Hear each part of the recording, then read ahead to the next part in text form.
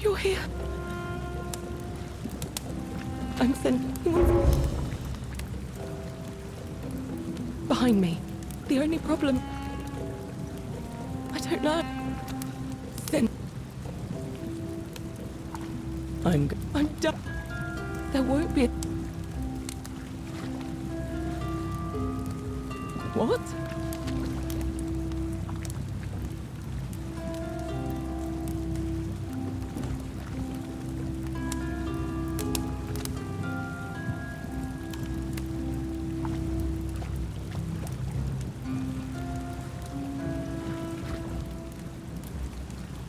It's no use. You'll never persuade him of anything. I'm telling you, he's a monster. Please. You're making a mistake.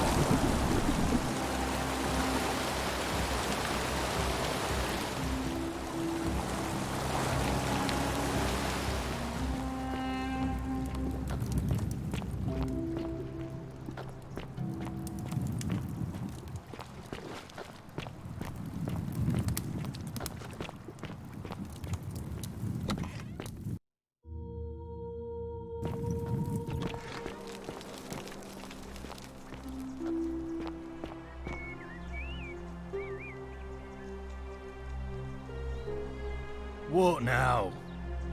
Her name? Why? You want us?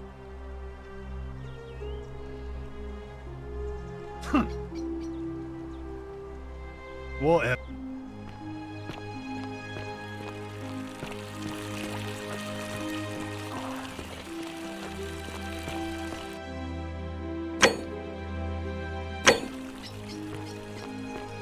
Are they?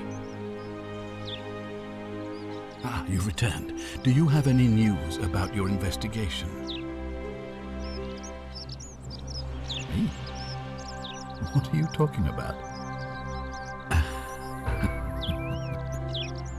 You know, you remind me of him. Al Worth. The fellow who came through the portal.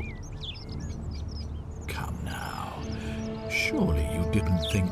You see, my connection to the portal somehow preserves my memory. But I'm surprised you hadn't noticed. Here I was thinking you're a little bit sharper than Al was. Or perhaps he was a moralistic. And because of that, I watched him come through the portal each time. Always a little... And when he finally... The next time, I mean, sixth most... And yet everything you've done, because there's no escape. Except the path that Al took, the path he wrote about on his tablet. What? So, you discovered my secret. Why? Isn't it obvious? And as I have... And why would I agree?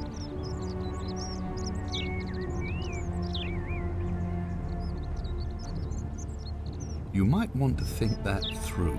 If anyone so much as touches me, everyone dies.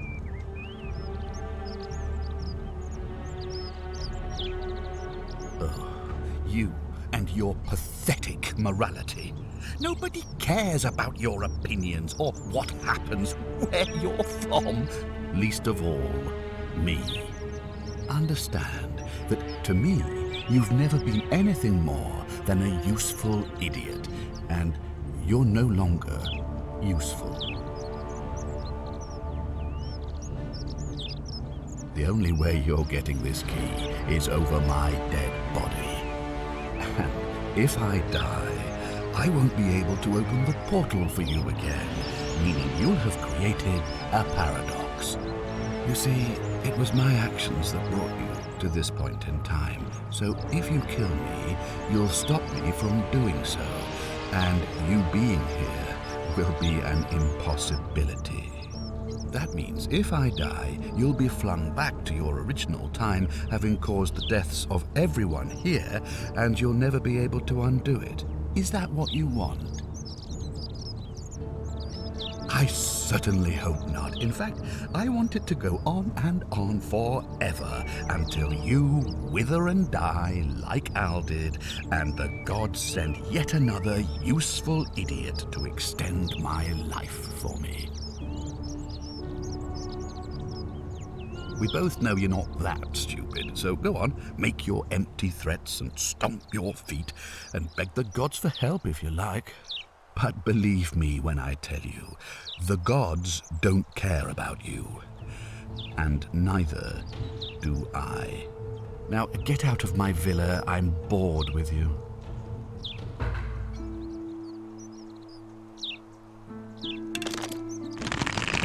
Don't be so foolish. If you kill me, we all die.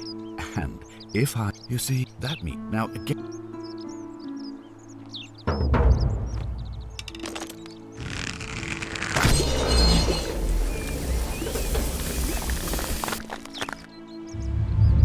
The many shall suffer for the sins of the one.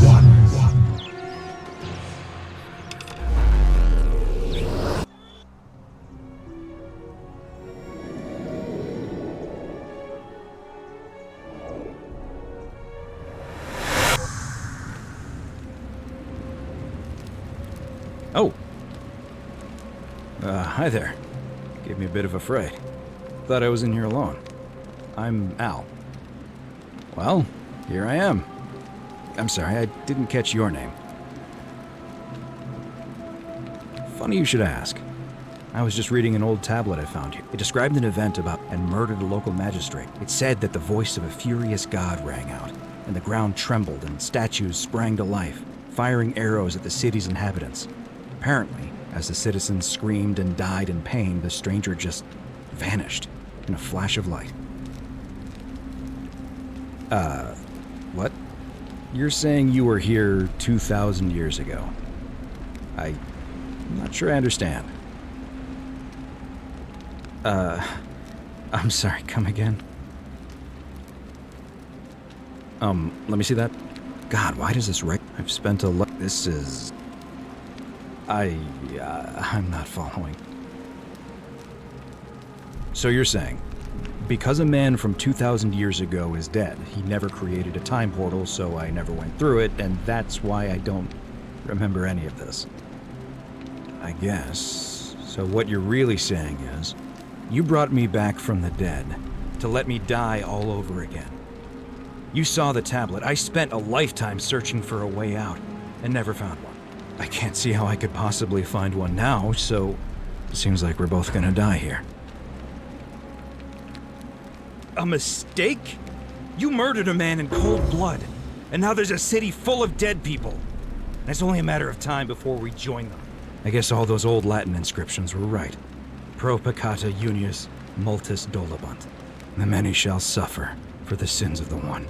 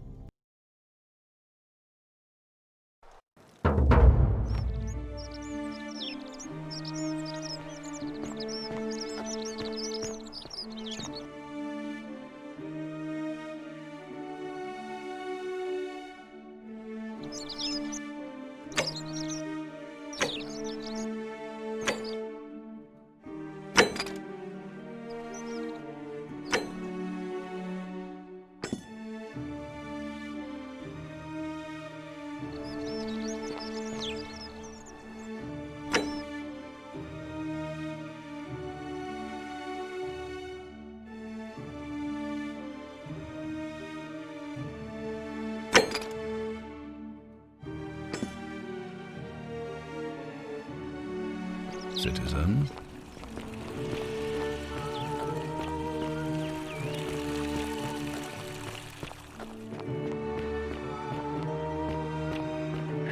Fortune smile on you, brother.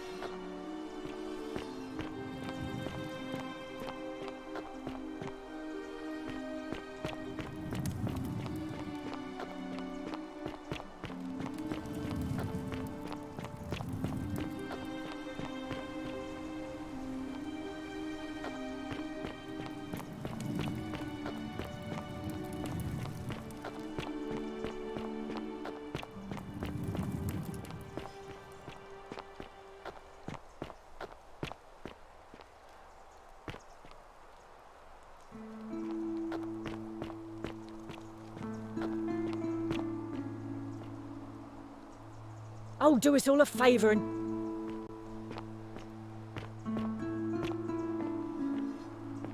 You stay away from my money!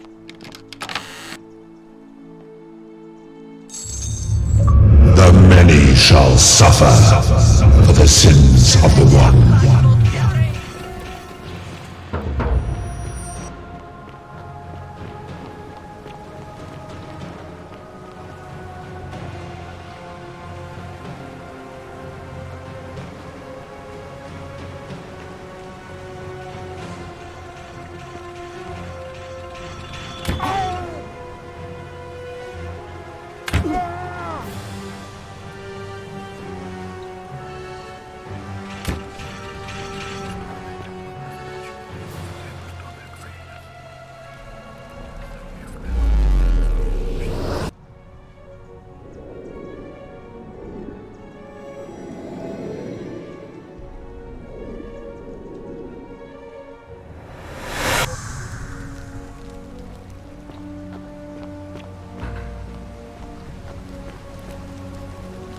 Salve, friend.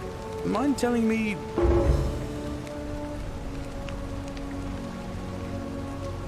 All right, then.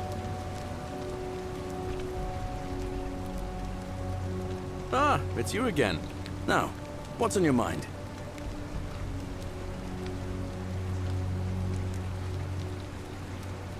Well, as much but since... Well... All right. All right. See you around.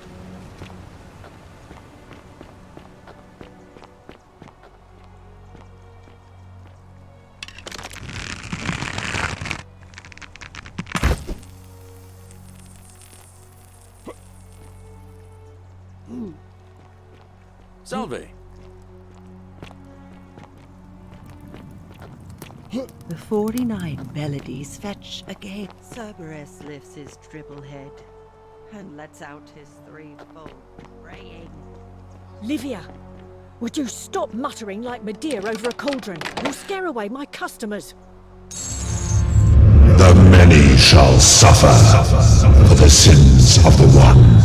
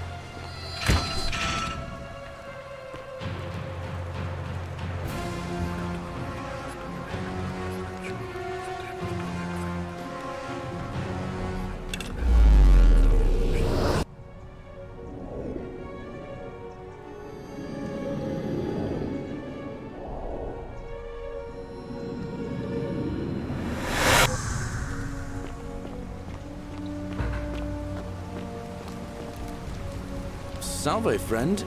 Mind telling me... Oh. Yulia? Oh no. All right, I can do that.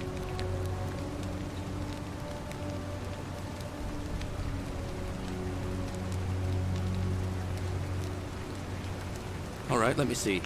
Stop Fabia going... Poor Virgil. What? Are you... You're serious, aren't you? I doubt Domitius will let me talk to him, but I'll make sure he passes on the message. I'll go, but once I'm done, I'll need you to tell me how you know all of this.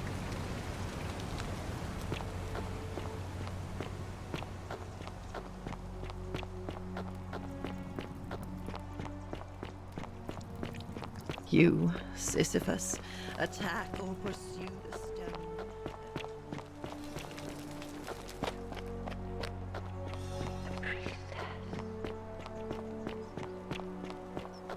Fabia, listen. There's a troublemaker coming into the city. I know, and I'll take care of him. Just go and hide, but not in the empty shrine. Wait, how did you know I was headed in there? No time to explain. Go! All right, I'll be in my bakery. Thank you, Galerius.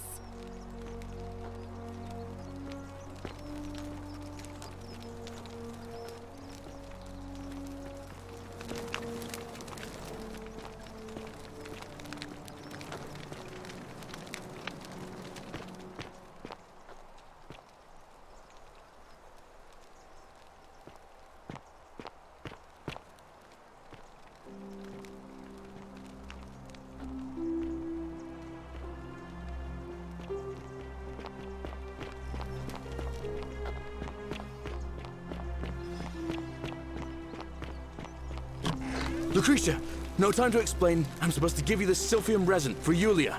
What? Quick, give it here. I'm just going to help her swallow this. I think she's going to be all right. Galerius, you're amazing. How did you know? I was just doing what the new guy told me. I don't understand. How did... Never mind. Thank you so much for acting as quickly as you did. Another moment more, we would have lost. Can't stay. Places to be.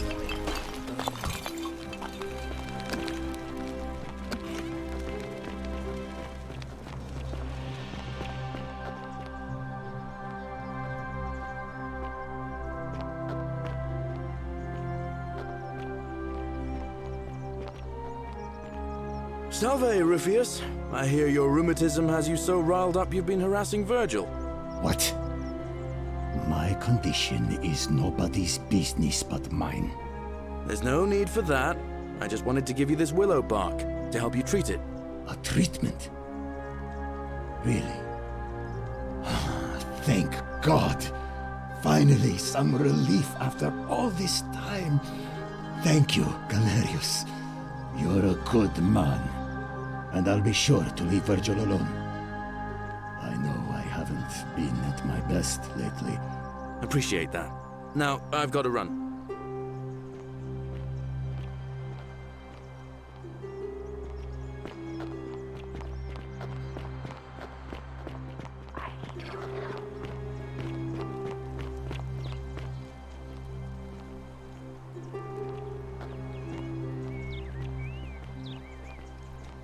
What now? I have a message from Malleolus. Yeah? Who's it from? The Emperor.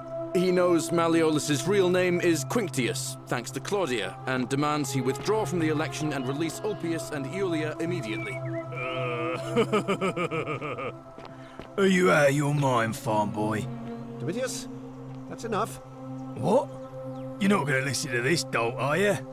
Galerius, all right, I'll withdraw, and Ulpius and Julia are free. I trust our business is concluded? Yes, that ought to do it. I guess I'll go and tell Ulpius the good news then.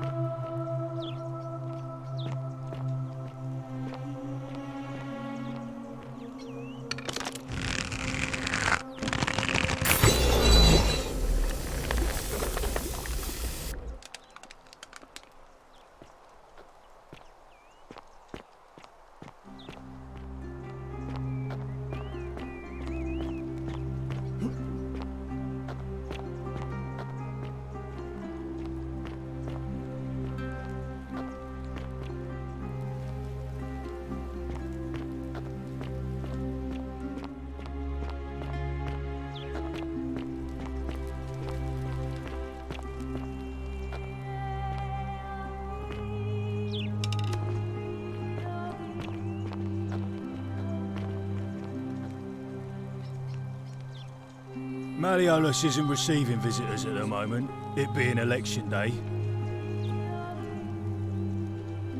He's not here. Dunno. The little Capet murder escaped earlier this morning. Well, I'll tell him the punishment he gets for coming back on his own. The name's Domitius. Why? You wanna... Malleolus, of course. I think it's...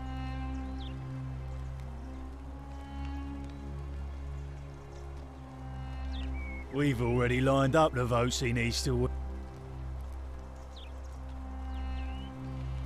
What?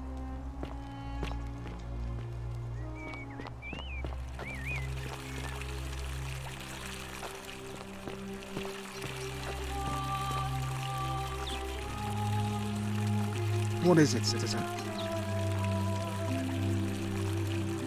Not that, unfortunately. See, Domitius has been going around town. A man sent you this place.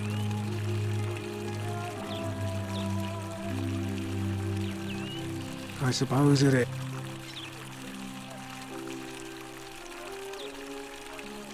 I'm a lead. I am. Alright.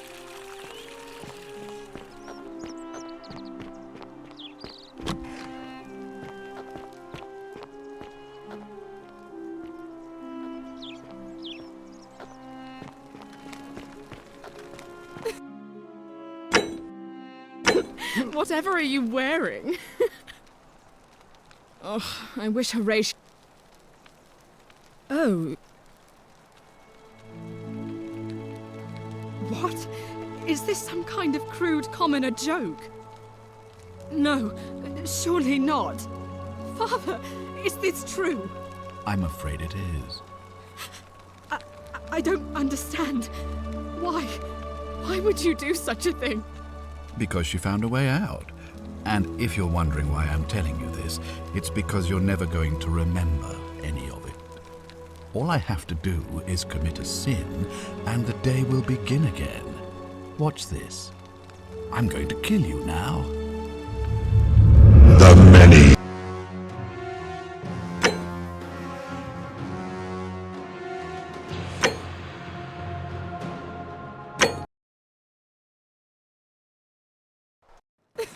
Whatever are you wearing?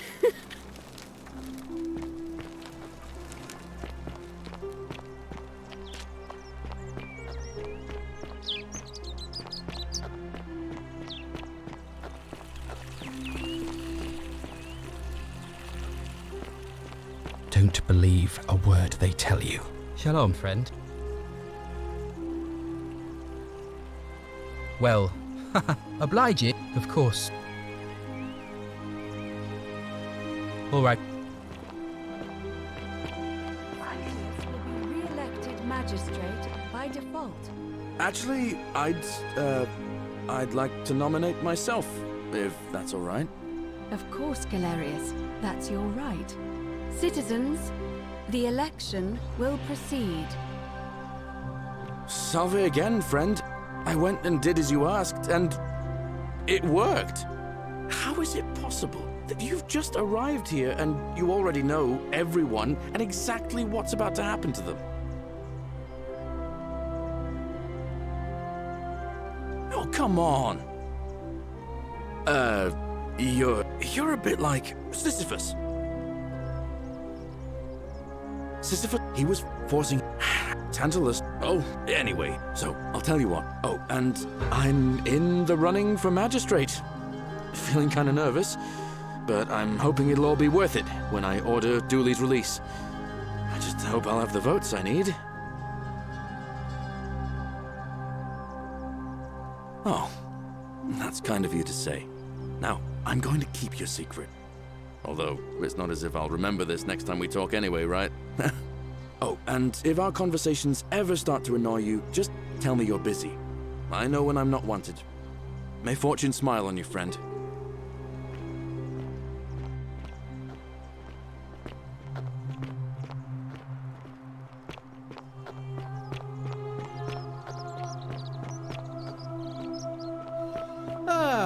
fellow greetings. I'm Georgius. My friend, your words intrigue me more and more. But yes, very well. Ask me what you will. Galerius. Did you know he saved... But of course. Shh. I must ask you to stop. Have you not been told about... Oh. Aha, you are... Of course, the first question any of us asks when we first... And scaling the chasm wall is out of the question, for it is simply too steep and too... But as they say, if the wind fails, use the oars. And here the second option is to leave the way we came in, through the shaft above the bathhouse. See, the shaft is quite high, but if one gathered up enough wood, one could make a series of ladders. I admire your enthusiasm, my friend, but please, there was an attempt made by resourceful fellows who lived here some years ago. They even decided to keep records of their escape attempt for posterity. Unfortunately, as soon as they began to carry the first ladder down, they heard a godlike voice saying, so it seems that to... I hope that our...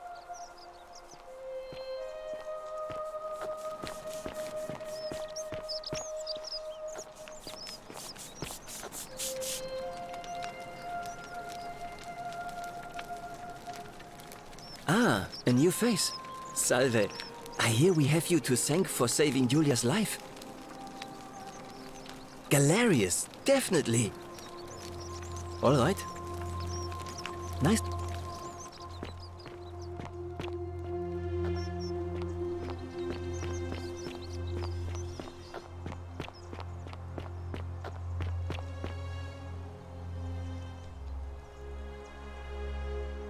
A new face.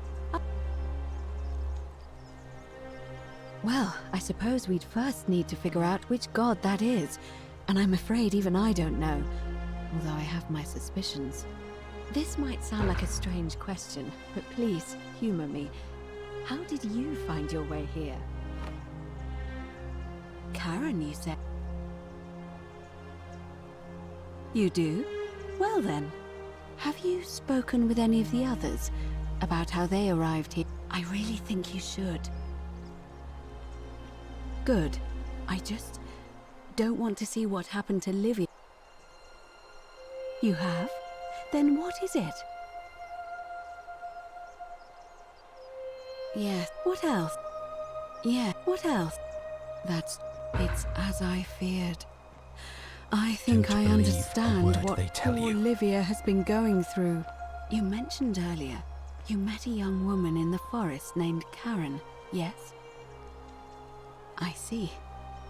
And was this Karen, by any chance, wearing a hood? Because I've seen her before. There's something I think you should see. I think you'd better follow me to the baths. But don't follow too closely. We can't have people thinking we're bathing together.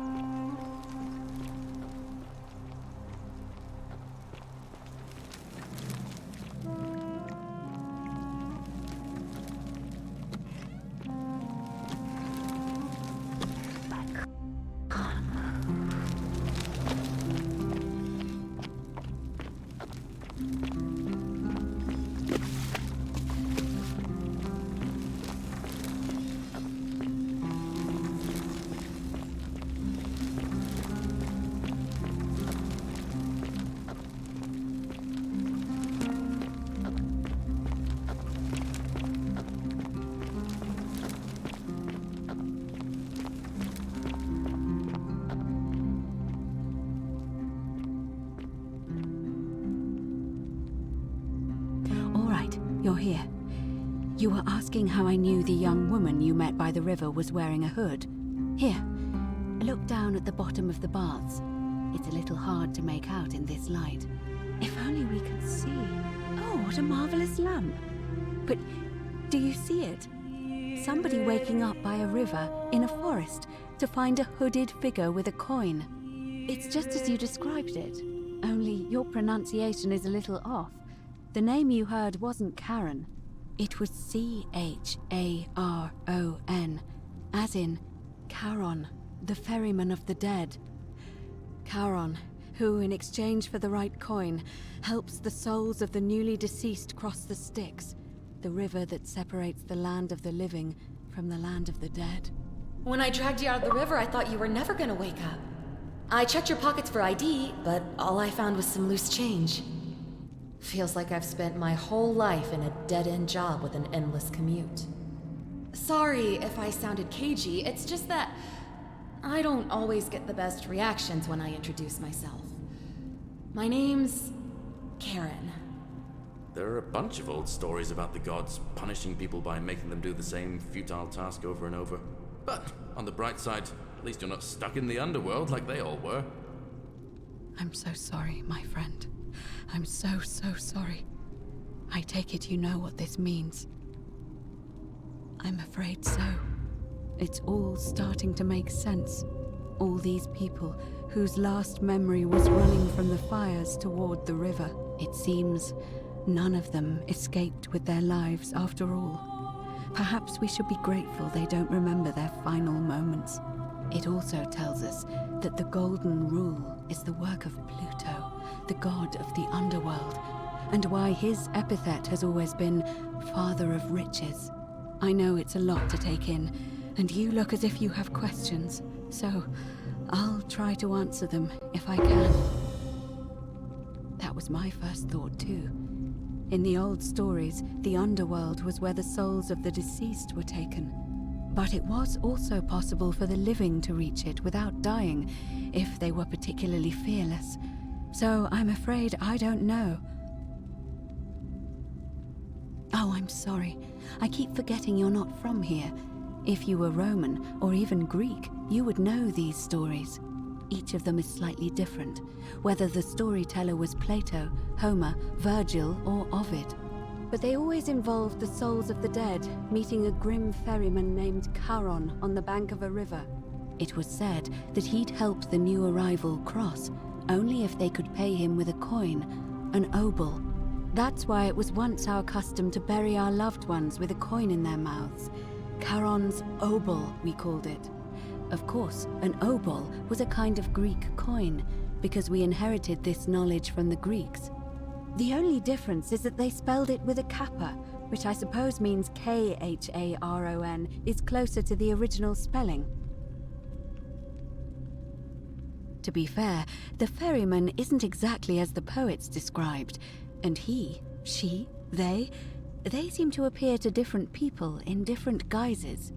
You say you saw a young woman named Karen with a hood, and I once heard Kabash mention a stranger in a ram headdress named Kerti, and Rufius described meeting a stranger named Kumut Tabal wearing an eagle headdress. But whatever form this stranger took, they were always wearing a hood of some sort, and their name always began with a K sound. I suspect the only way you'll solve this riddle is if your paths cross again. Good question. Let's see. In the stories, Charon would always require a coin as payment for passage across the river. But that never made any sense to me. What does an ancient immortal being need with coins? In our case, it seems Charon didn't take the coins we had. He or she merely checked we had one in our possession. So, maybe there's something special about the coins each of us had on us. That might explain why we wound up here, but so many others did not. No. I mean, I had my suspicions, especially after Livia's ramblings, but I would never have figured it out without your help, I promise you.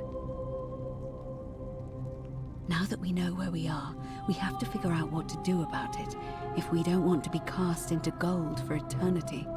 We don't have much to go on, except the old stories. I remember 4 in particular about heroes in the underworld. Hercules, the demigod and son of Jupiter, Orpheus, a Thracian poet, Sisyphus, a king of Ephyra, and Aeneas, a Trojan hero. Hercules was able to leave the underworld because he cowed its god with his strength. Sisyphus and Orpheus both relied on their wits instead. They persuaded the goddess of the underworld, Proserpina, to help them escape. And finally, Aeneas was able to escape with the help of a spirit guide, who led him through a secret gate.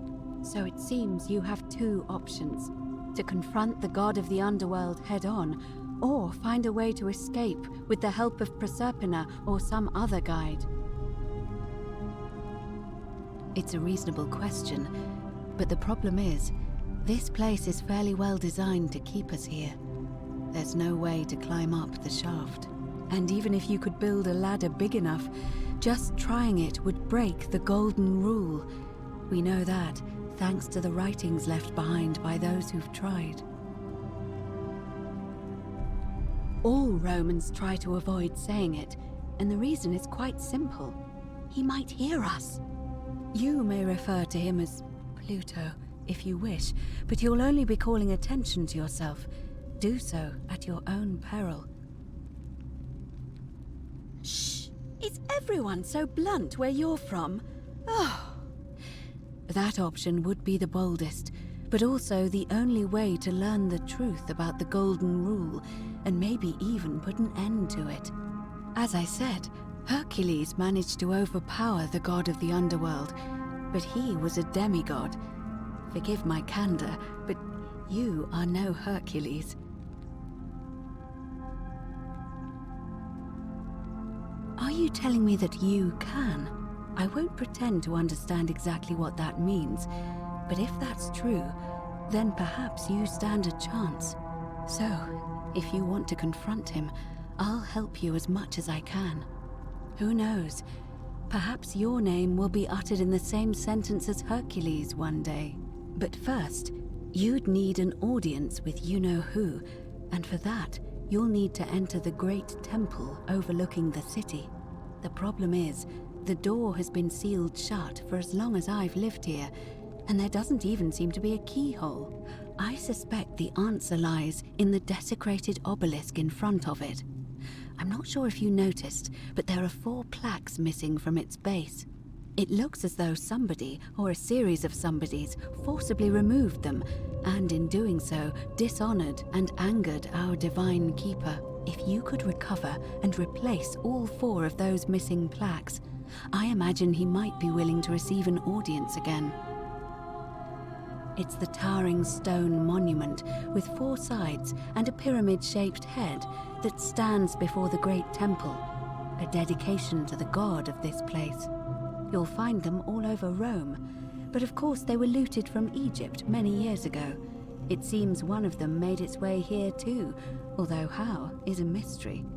However, this one is unusual in that each of the 4 sides is decorated in a different style: Roman, Greek, Egyptian, and another I don't recognize.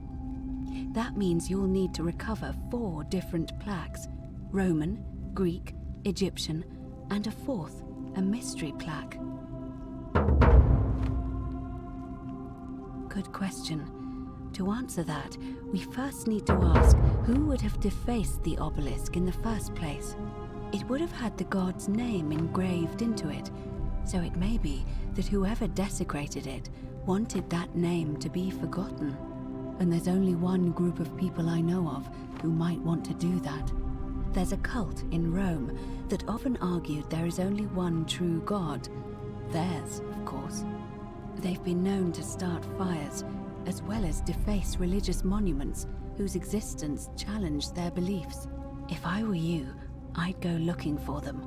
Of course, they've all been in hiding since the fire last year, so finding them won't be easy. But I did hear a rumor they have a secret shrine somewhere in the city. Perhaps, if you could find that, you might be able to recover the Roman plaque. I don't know. But perhaps you should begin your search with the local Greek fellow, Georgius. His store is in the forum. Perhaps Kabash, our Egyptian resident, will be able to tell us. Unfortunately, he disappeared weeks ago.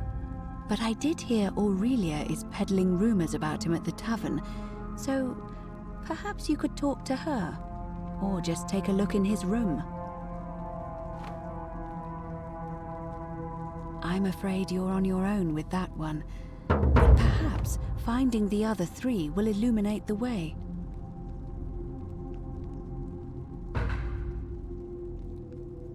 As I mentioned, both Orpheus and Sisyphus were said to have persuaded Proserpina to help them escape, and Aeneas was guided to the exit. The problem is, those are the stories of a poet, a self-aggrandizing king, and a brawler about their own heroic deeds, so they should be taken with a grain of salt. First, Proserpina. What we do know about her is, well, it's a grim tale. It's said the god of the underworld abducted and dragged her here against her will, forcing her into marriage. If the stories are true, then I suppose so. The problem is, how do we communicate with her without being noticed by her captor? Leaving that aside for a moment, there is also the possibility of a spirit guide. I don't suppose you've come across one of those in your travels? Truly? And you're only bringing this up now? Then again, I suppose you were worried I'd think you were as mad as Navia. Can you tell me more? Is it the same voice? What kinds of thing does it say? Fascinating. Perhaps she is a benevolent spirit. Or perhaps... Perhaps you're hearing the voice of Proserpina herself. If she has indeed been abducted, it would make sense for her to speak in cryptic whispers to avoid detection. Tell me, has she told you anything that might lead you to the way out? Truly? Then why are you still here? Ah, I see. Then it seems you have made a great sacrifice for all of us, friend. I admire your compassion. Truly. Thank you. But unfortunately, I'm afraid your only other option will be to confront you-know-who. All right. I would suggest not discussing this with anyone. The best we can do for them is to let them remain oblivious for as long as possible. As for Livia, it seems she's been shouldering the weight of this terrible secret all this time. Perhaps it would comfort her to know she's not alone. In any case, time is of the essence, so you'd best begin. May Fortuna guide you. Although you may not need her with Proserpina on your side.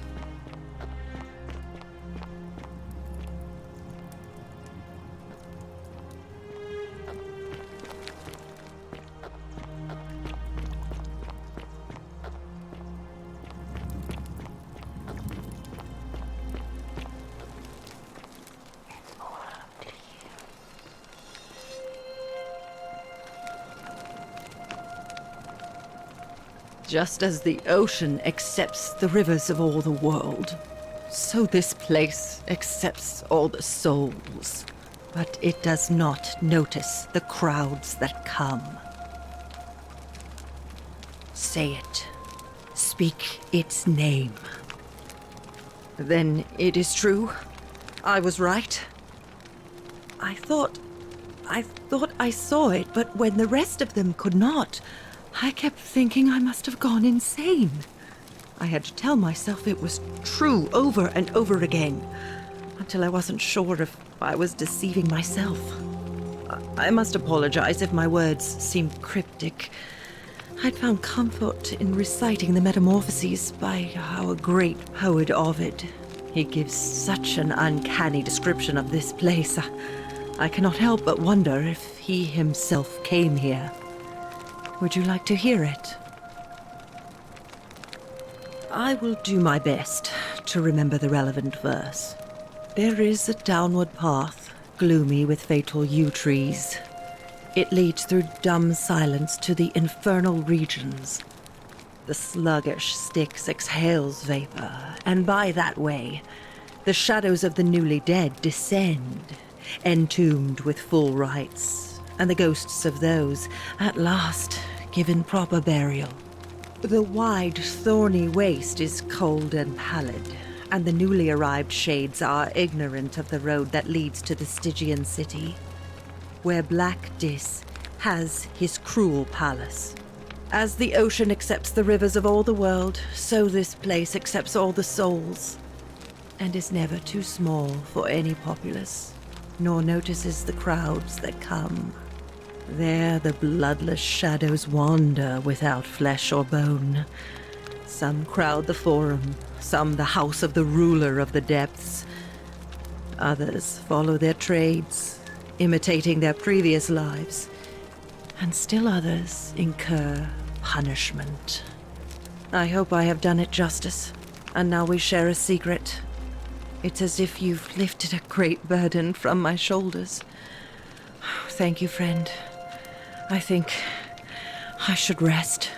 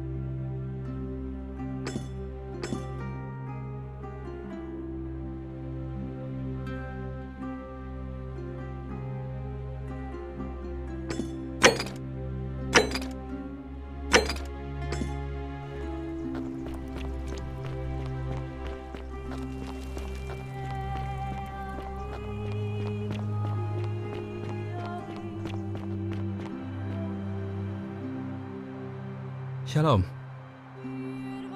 Galerius. All right. Citizen. Name's Groove. No idea what you're talking about. What? That was Galerius, not you. Oh. He got that from you? I guess you did help me then. Huh. I think I have seen that plaque. Sorry I lied. Can't be too careful these days. Head into the caves behind the theater. Turn right, then right again. Oh, and here. You'll need this key.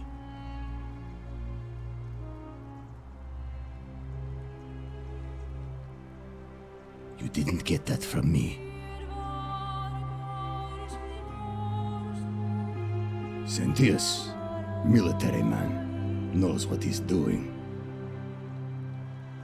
No. So you...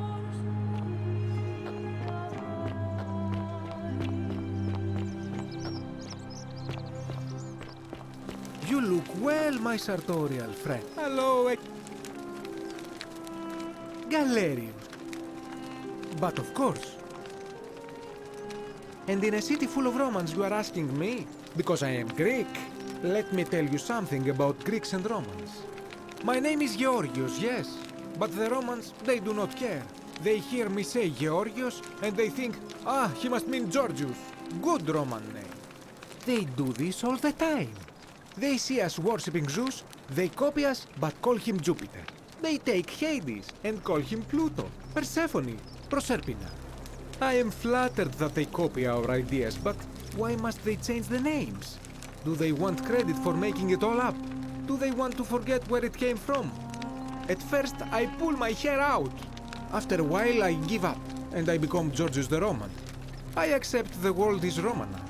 Plus, I have no hair left to pull. But my point is this. If you want to know who stole an old Greek name, look no further than the sticky-fingered Romans. The plague you seek was pilfered from a collection of old Greek relics by none other than Dully. He cannot help it. Like a typical Roman, he likes shiny things, especially those that once belonged to my people. And besides, it makes him happy. So I say, let him keep it. I believe he still has it with him, in his cell, just opposite the Temple of Demeter.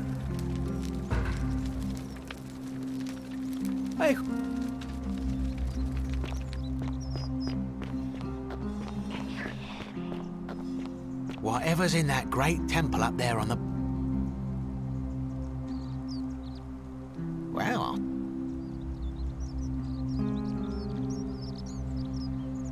Oh well. Centius, I suppose.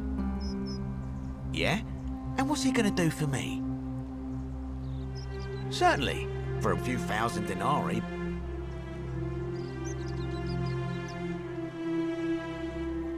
Pleasure doing business. Very well.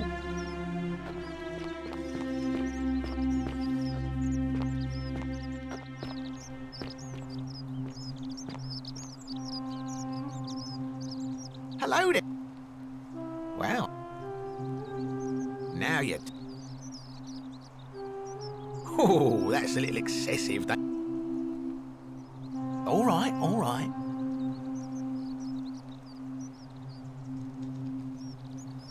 Wait.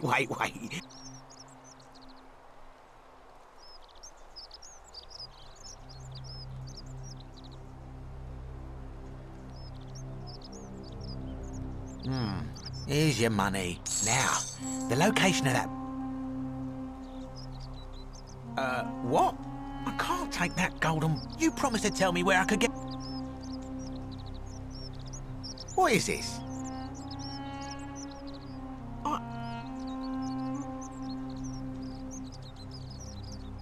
Don't even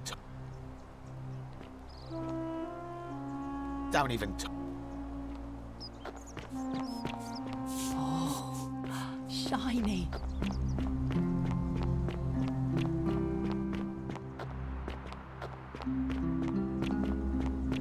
How come you're allowed a weapon and... What now?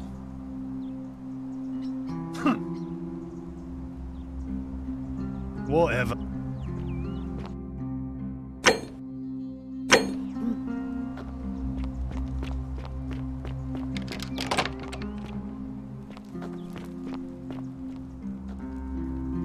Leave me be.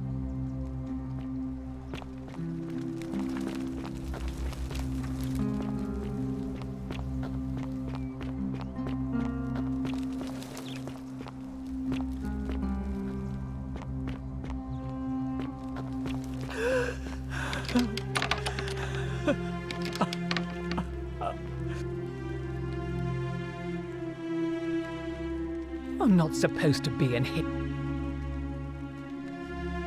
I should... This is outrageous. Why are you...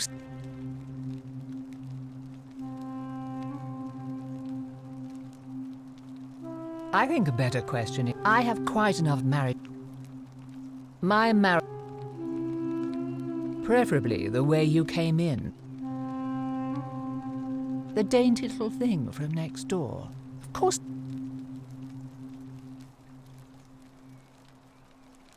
I think I have quite...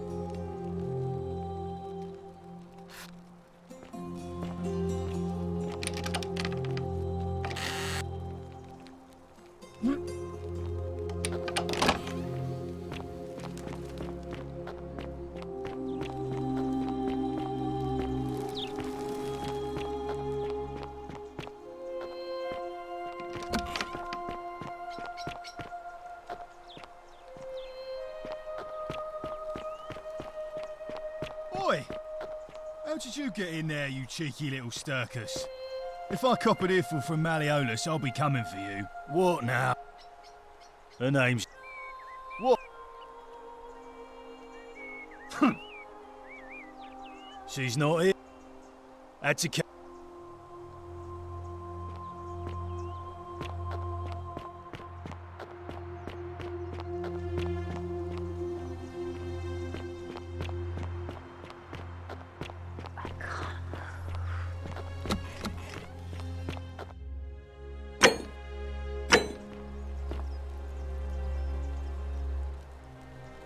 Ave again.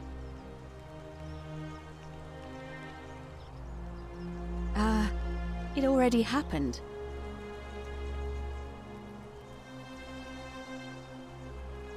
Ave again. Did you find...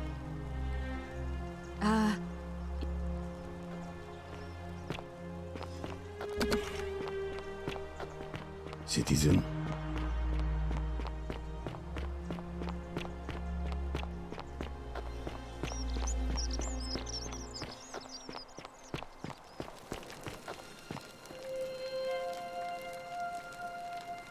Salve again, my sister. No.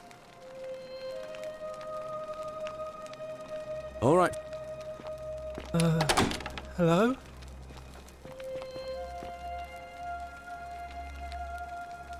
Salve again? No. All right. Hello? Do you like it? It's shiny, innit? It makes me happy just looking at it. But if I gave it to you, then...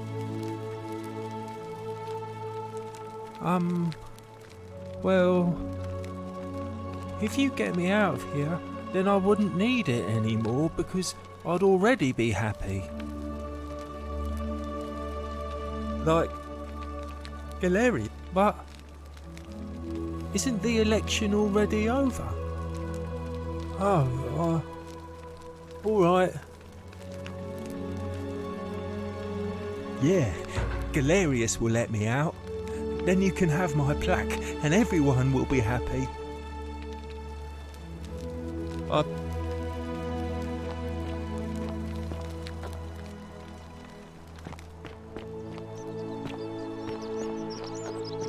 Salve.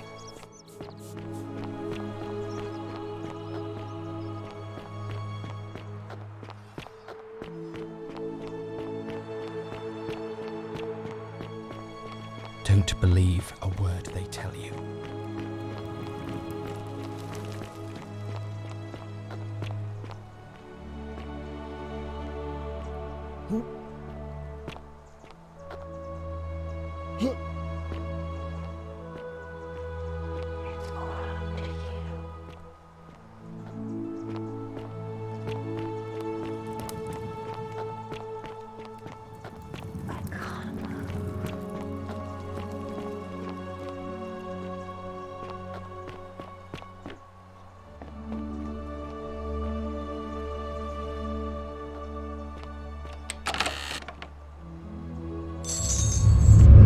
Many shall suffer for the sins of the one.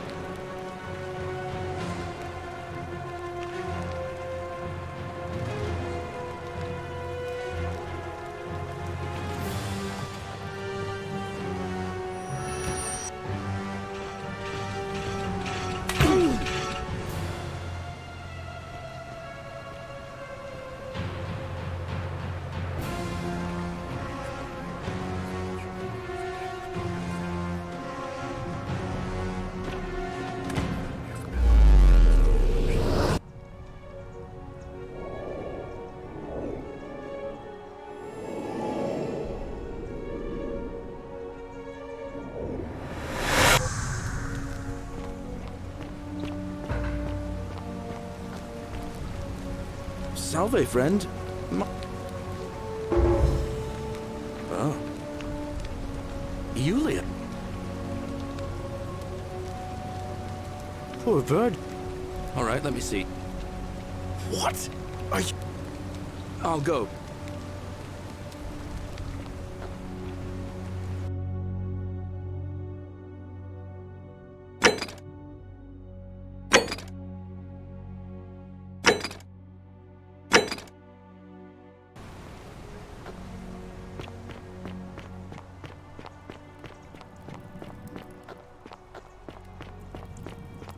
Ixion turns. Just as but it... Say... I thought... I had... He gives... And now we share...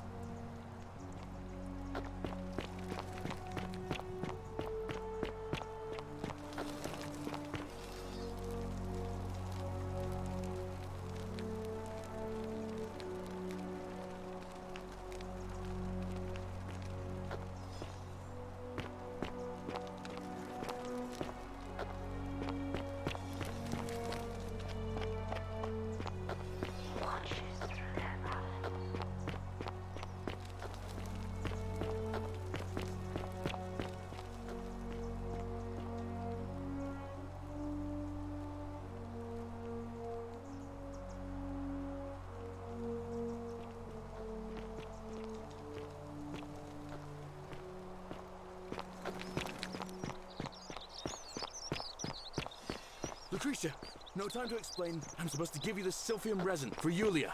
What? Quick, give it here. I'm just going to help us. Hey, Virgil, how much would you want to make me a bow? For the last time, Dacius, I'm not making you a bow. But why? You know why. But how am I going to defend myself against someone else with a weapon? There are no other weapons in the city. We all went along with the magistrate's weapons ban, so it wouldn't be an issue. That's why I've got to get in first before someone else beats me to it.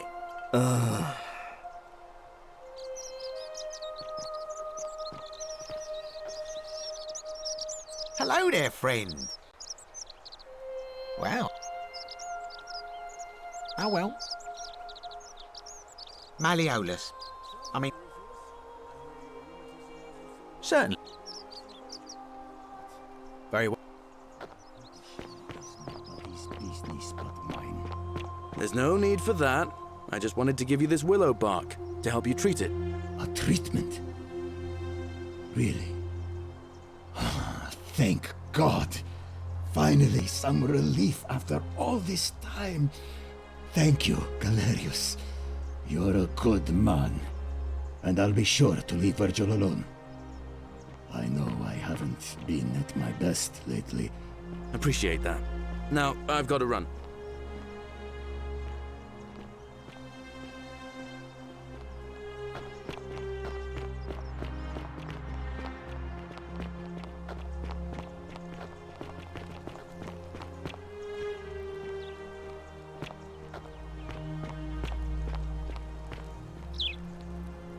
What now? I have a message from Malleolus. Yeah? Who's it from? The Emperor. He knows Malleolus's real name is Quinctius, thanks to Claudia, and demands he withdraw from the election and release Ulpius and Julia immediately. Are you out of your mind, farm boy? Domitius, that's enough. What? You're not going to listen to this dolt, are you? Galerius, all right, I'll withdraw, and Ulpius and Julia are free. I trust our business is concluded? Yes, that ought to do it. I guess I'll go and tell Ulpius the good news then.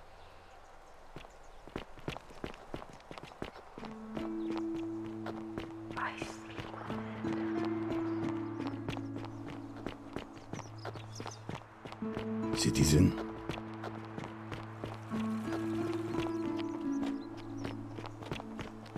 Good news, Ulpius.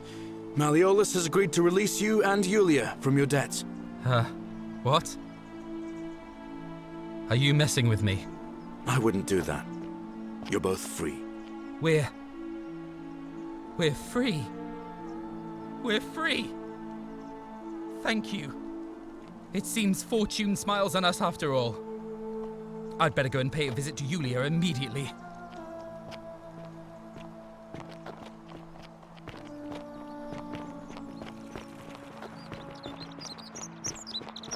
Citizen.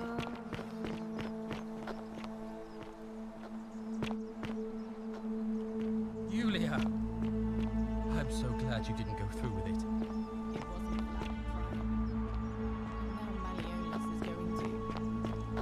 Wait. A golden bow, just like Apollo and Diana.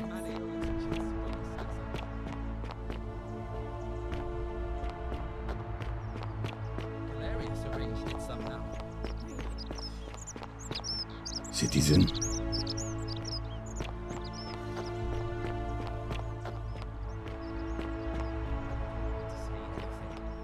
Just rest up, get your strength back. Welcome. And we'll celebrate properly when you're ready. I will. Thank you, Ulpius. I will.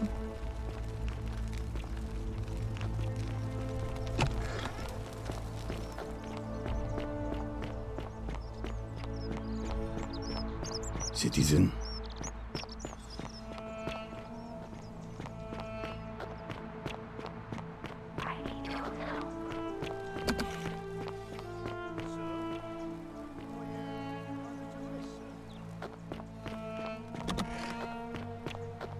Don't believe a word they tell you.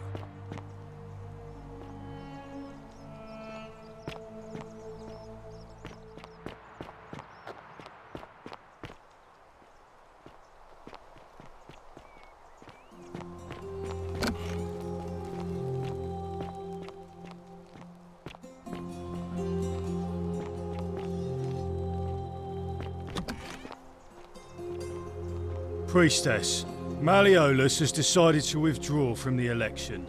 Oh, well, that's surprising. But thank you for telling me. I'll let everyone know.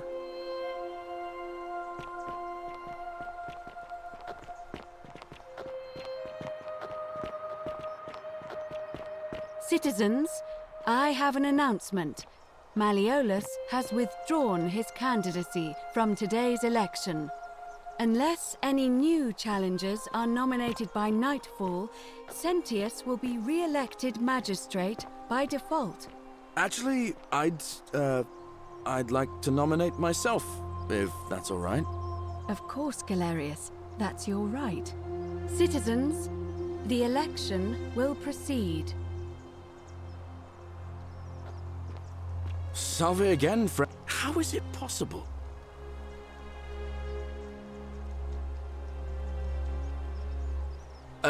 You're a bit... Sisyphus. Oh. Anyway, so, I'll tell you what. I'll keep doing whatever I can to help you. Oh, and I'm in the running for magistrate. Feeling kind of nervous, but I'm hoping it'll all be...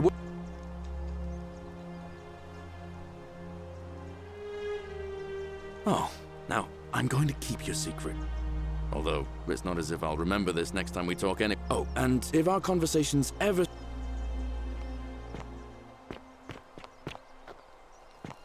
Welcome. How'd you do? Hello there, Wow. Oh well. Sentius, I suppose. Yeah? Certainly. Pleasure doing business. Very well.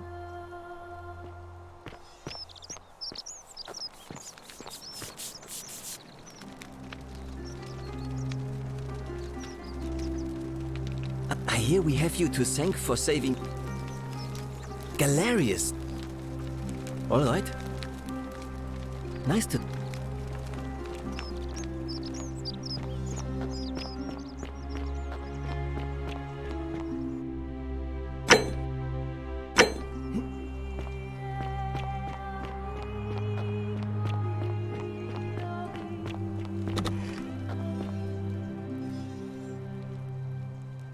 A new face. It must be completed by dusk, just the same as it'll be between Senti. Why do you ask? As I said, I'm planning to hold it before dusk, but I suppose I could hold it.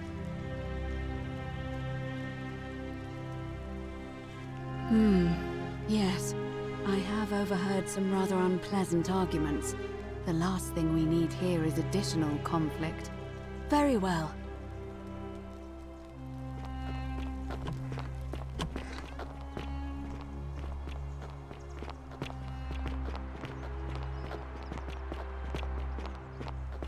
Citizens, it is time. Let us meet to elect our magistrate. Time to go to the theater.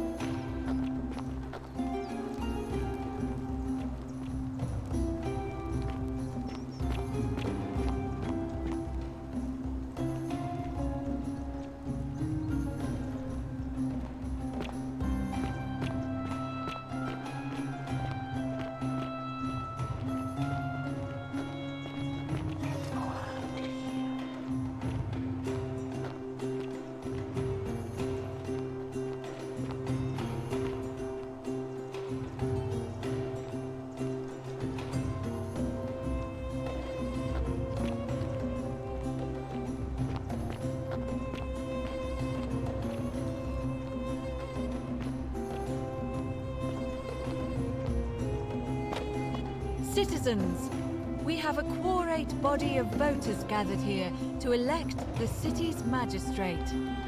The candidates are Sextus Sentius Imperiosus and late nominee Gallus Galerius Helva. Marcus Malleolus Gurges withdrew his candidacy earlier today. As agreed, we shall dispense with ballots and candidates will abstain from voting. Let's make this quick. As I say your name, call your vote. I'll start with you, Horatius. Sentius, of course. Georgius. Galerius. He saved the life of my dear friend Fabia. Dacius. Galerius. Virgil. The man who put a stop to the threats I've been receiving. Galerius. Ulpius. Galerius, the man who saved my life. Rufius. The man who treated my rheumatism. Galerius. Citizens, you have made your decision. Your new magistrate is Gallus Galerius Helva. What? It has been decided. Magistrate Galerius, would you like to make a brief address? I just want to say, this isn't something I ever wanted. Now that you put your trust in me, I'm going to do everything I can not to let you down. I'll need some time to put together a list of the changes I want to make around here. But I promise you, there will be changes. My first order is that Dooley is to be freed. Horatius, release him from his cell immediately. Please. Wait, do I need to say please? I suppose not. That's it. You can all get on with your day. Nothing else to see here. Move along.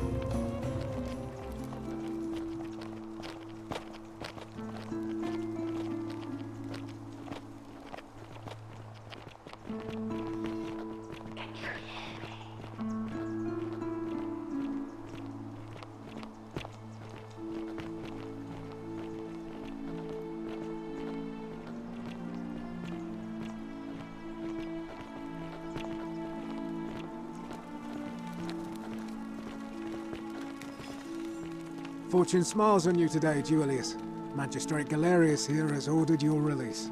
You're going to let me out of here? I'm sorry it took so long, my friend. And it wouldn't have happened at all if it wasn't for a newcomer.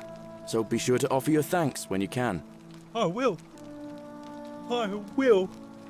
Thank you, Galerius. I'm so happy. I'd love to stay and chat, but I've got a lot of work ahead of me. Why don't you go to the baths? Then tell Georges I said you could have some new clothes. Then I want you to go home and rest. I'll speak with you soon, Dooley. Hello? I'm Dooley. Magistrate Galerius said I should thank the newcomer. Are you the newcomer? Oh, it is you. Then, thank you. You're a big helper. I was locked up, but they let me out again. I'm so happy. You can have my shiny plaque if you want, and maybe you can help me find my treasure. My friend Hannibal used to look after me, and he said he always would. But then but before that, he told me, if any...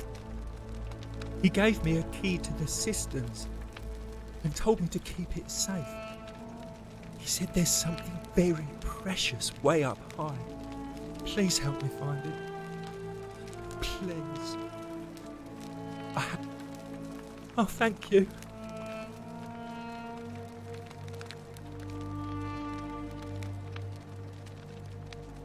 Hope you find it. In the cistern. Oh, look over there. Something shining. Is it treasure? Maybe it is treasure. I can see it for myself. So pretty.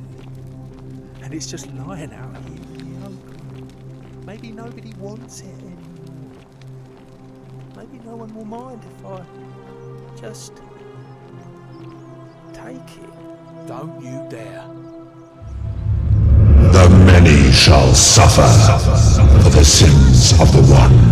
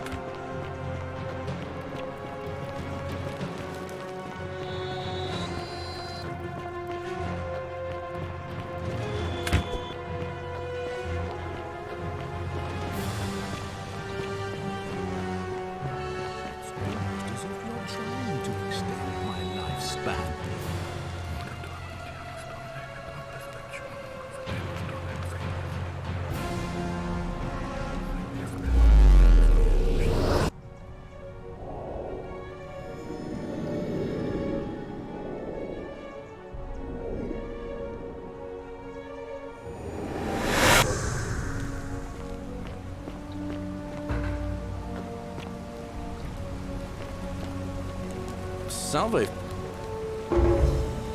Oh, sounds serious. Yulia. Poor girl. All right, then. What? I'll go.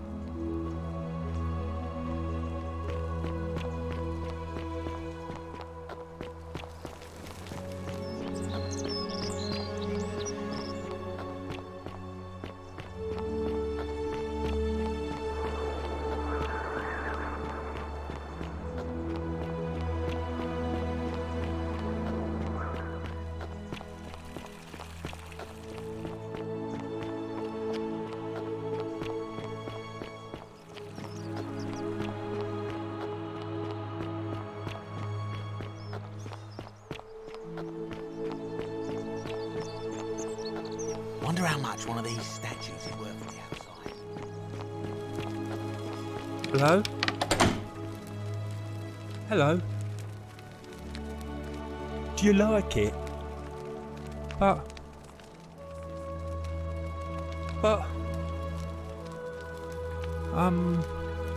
well...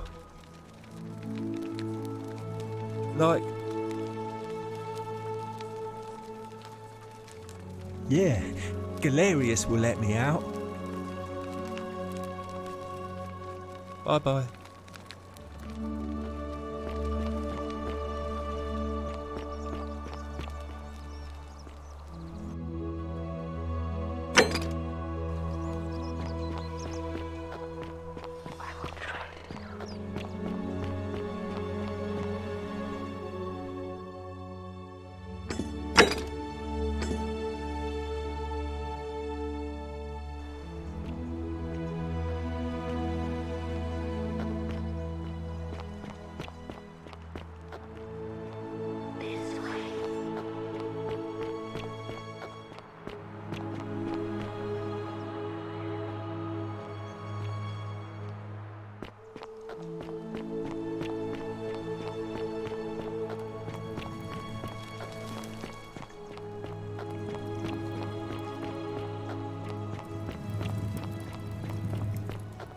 Cerberus lifts his triple head and lets out his threefold braying. Livia, would you stop muttering like Medea over a cauldron? You'll scare away my customers. They follow their trades, imitating their previous lives, but they are ignorant. This again. You're in a world of your own, aren't you?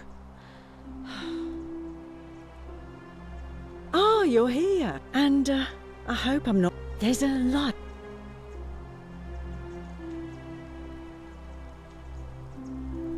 Oh, let's just not for a few weeks now. Last time I saw him, he was sitting at a table with Georgius, whispering about some job. I remember because they kept looking over their shoulders as if they didn't want anyone else to know. So, naturally, I hovered. The one word I kept hearing was vanishing, and then, the next day, Kabash just disappeared. Coincidence? I think not. All right.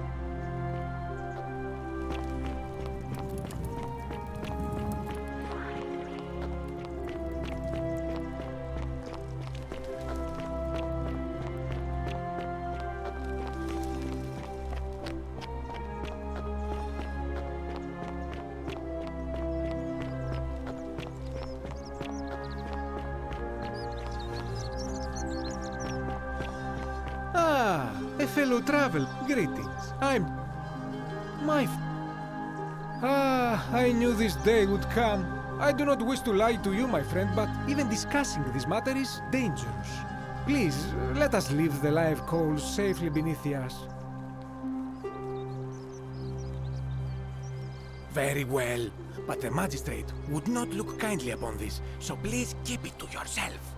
For several months now, I have been sneaking out at night to worship the gods of my ancestors in the temple of Demeter.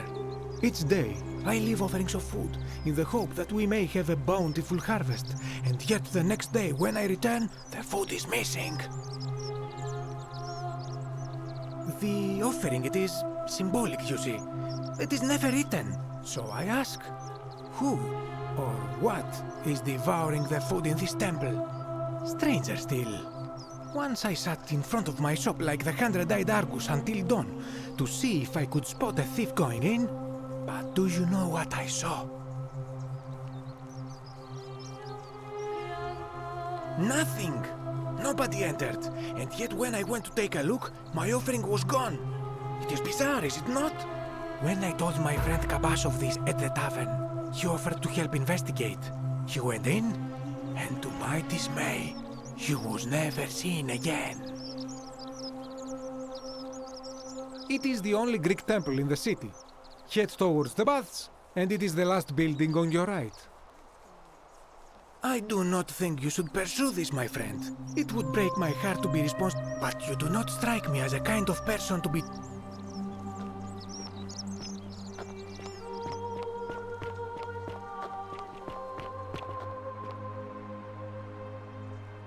Salve again, friend. Oh, oh, and I'm... No. What? All right.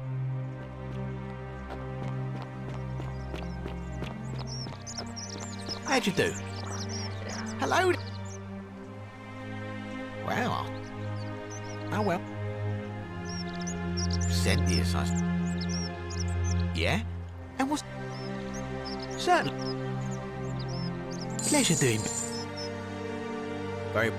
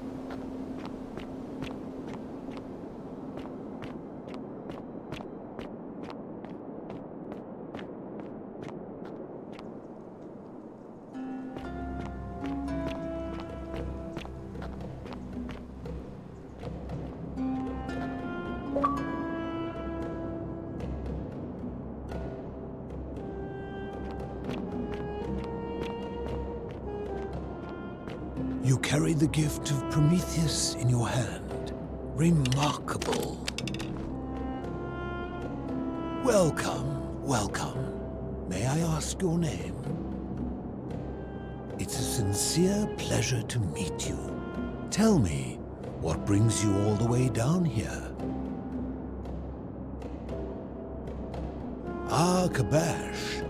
I know this man. He came through here some weeks ago. I will tell you everything I know, but first, a request. I've been living down here alone for many years, with nobody to talk to but myself. The one thing I long for above all else before I die is a good philosophical argument with somebody astute. I'm hoping that person is you. Let us find out with this simple question. Have you deduced the name of the god responsible for the Golden Rule? Excellent. I see you are indeed quite astute. Very few come to that realization before their time in the sun is over. Now, will you join me in a friendly Socratic dialogue? Good enough for me. Now, let me begin with a question. Would you say you know the difference between right and wrong?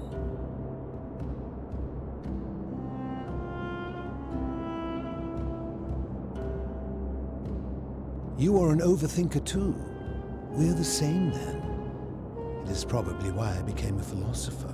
But if you struggle with right and wrong normally, then down here with the Golden Rule, surely your struggle can only have become more difficult. Well, that's reassuring. And the truth is, you're not alone. You see, out there in the world, being uncertain about right and wrong was acceptable because our mistakes rarely had consequences. So we would tell lies and bend rules and turn a blind eye and rationalize and yet still find a way to think of ourselves as good people. But under the Golden Rule, morality matters. The slightest wrongdoing could result in a mass execution. So to navigate this maze, we would have to be certain about the difference between right and wrong. Wouldn't you agree?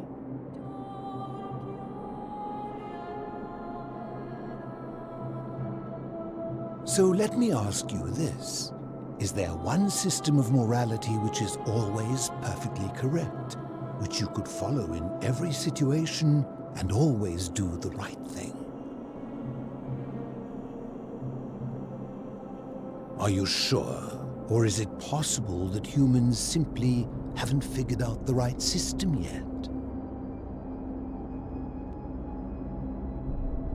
After hundreds of years, and as many great thinkers dedicating their lives to these questions, what hope do we have if our best and brightest haven't been able to answer them? My point is this. I don't think anyone alive truly knows any hard and fast rules about right and wrong.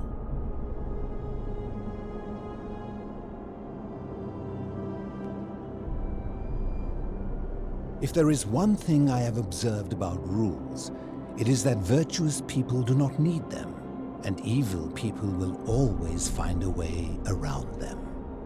And so we must accept our limitations, and the sad truth that no human society will ever achieve the utopia for which it strives. In mathematics, we would call it an asymptote, a line that can be approached but never reached. Because the only way to create a utopia is with the ever-present threat of force, such as the Golden Rule. This and no other is the root from which a tyrant springs when he first appears as a protector. And life under tyranny is no utopia at all.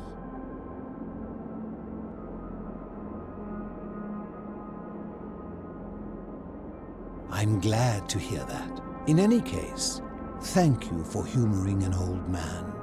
I would be happy to answer your questions.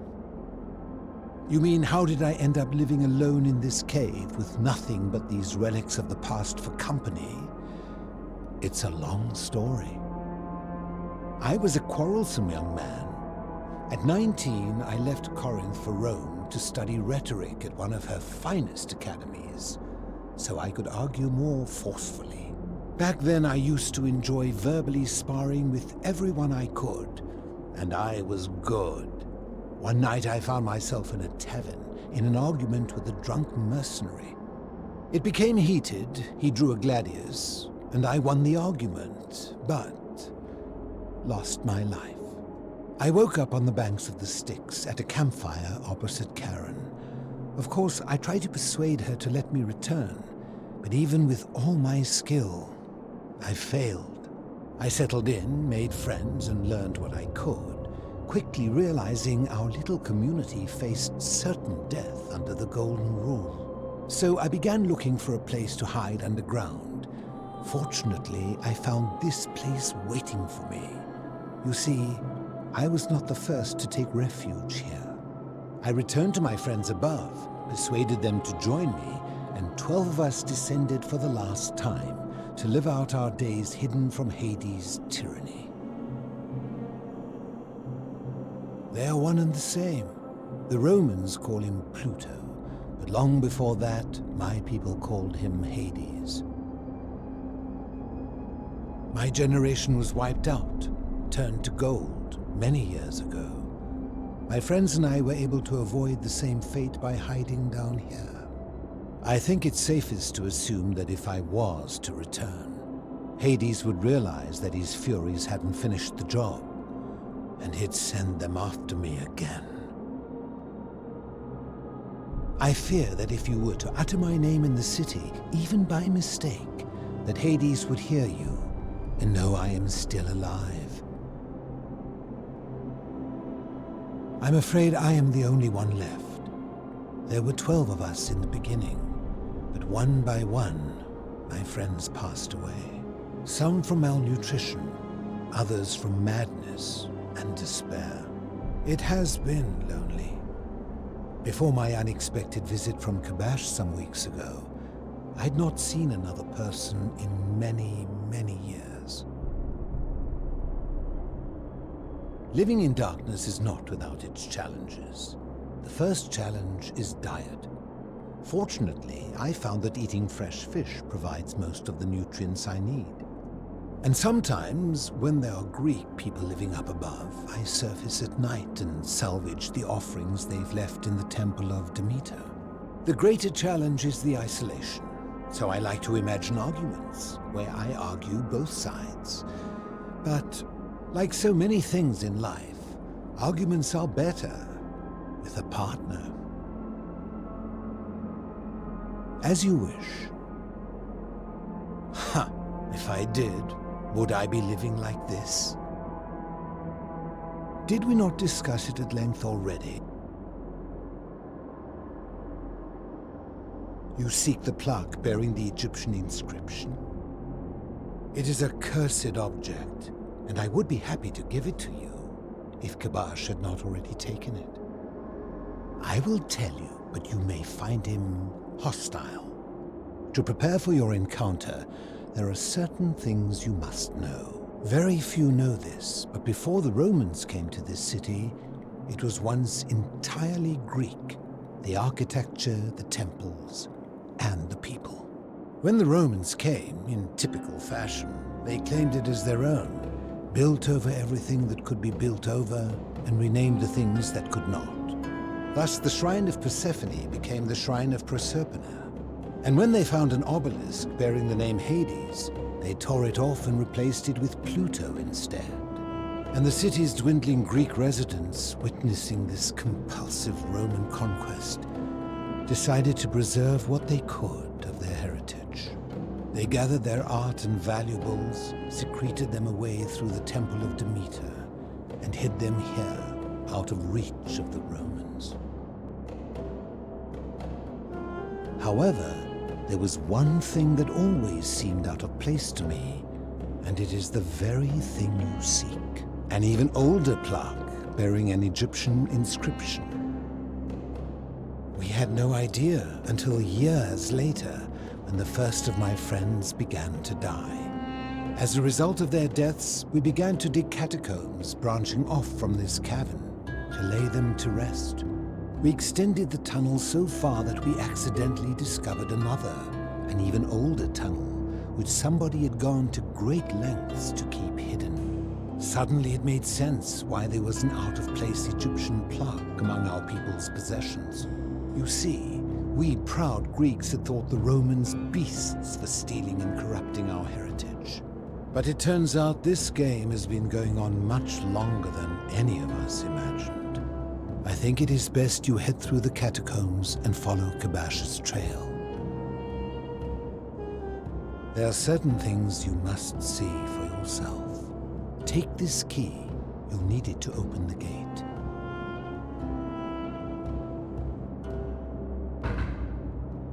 I enjoyed our chat, but please, keep my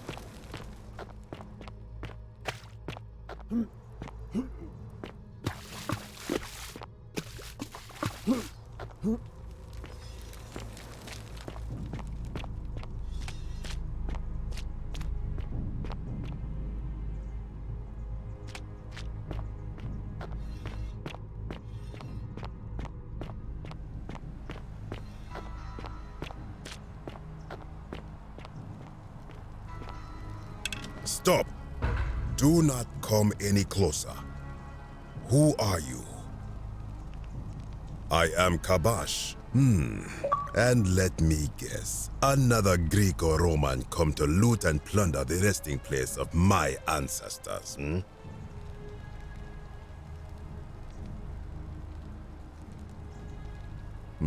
To what end? That is welcome news. You really are not Greek or Roman, are you? I was planning to return it myself, but for now, I must remain. Here, take it, and restore the honor of Osiris.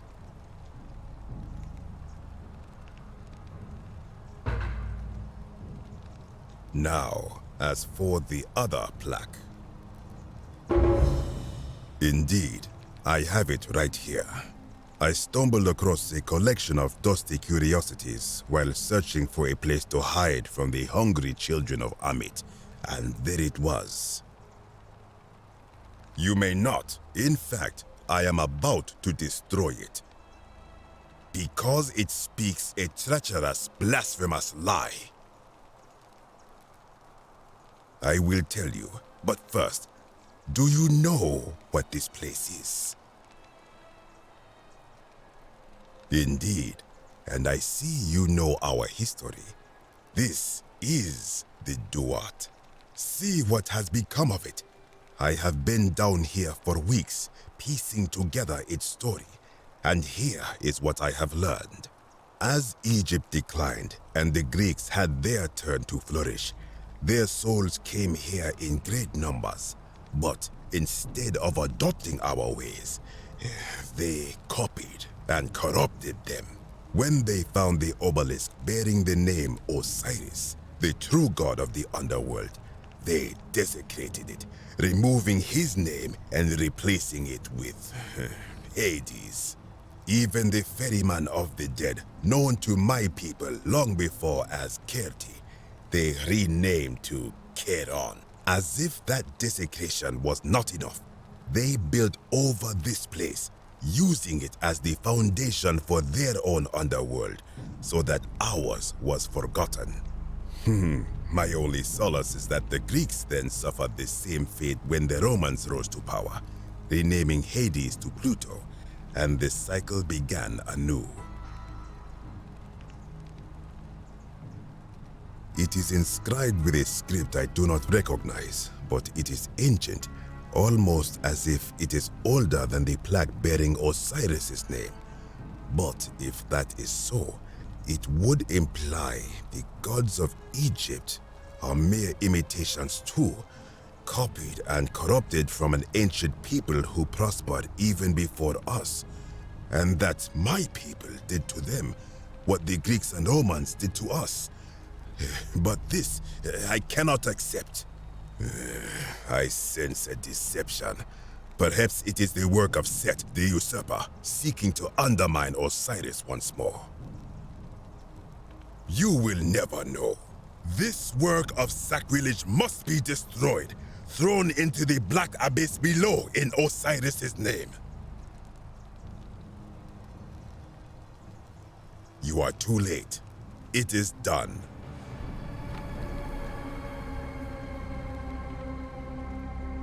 You would plunge into the depths of the Duat with no way back up. Madness. We shall see.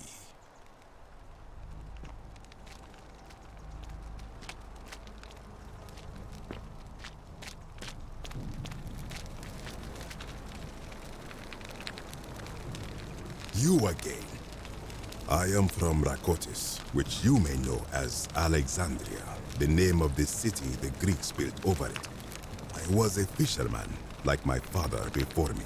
Since the Romans had taken over from the Greeks, I took the opportunity to learn Latin and eventually traveled to Rome. When the fires broke out last year, I tried to help. I gathered terrified locals into my boat and led many of them to safety farther along the Tiber. On my 7th trip, a passenger demanded I wait for his brother. But we were full to almost sinking, and smoke was all around us. I told him his brother would have to save himself, and he tried to bribe me by placing a coin into my hand. When I refused, he drew a dagger and thrust it between my ribs. I awoke on the banks of the river to a stranger wearing a ram headdress. He said his name was Kirti, and at the time, I simply thought him odd. It did not dawn on me until much later that he was the Kirti, the ram-headed ferryman described in the Book of the Dead. This is where I belong, as caretaker of the memories of my people. If our ways are to be remembered, it falls to me. I think if someone is to break the golden, do to the doer to make him do. As for the punishment that will come from it, I finally understand why it has long been said among my people that gold is the skin of the gods. I do not know. What could possibly lie beneath the underworld? Perhaps it is infinite darkness. All I know is, it would be unwise to venture down. Is everyone so contrary where you are from? Good. Wait. You are You would plunge.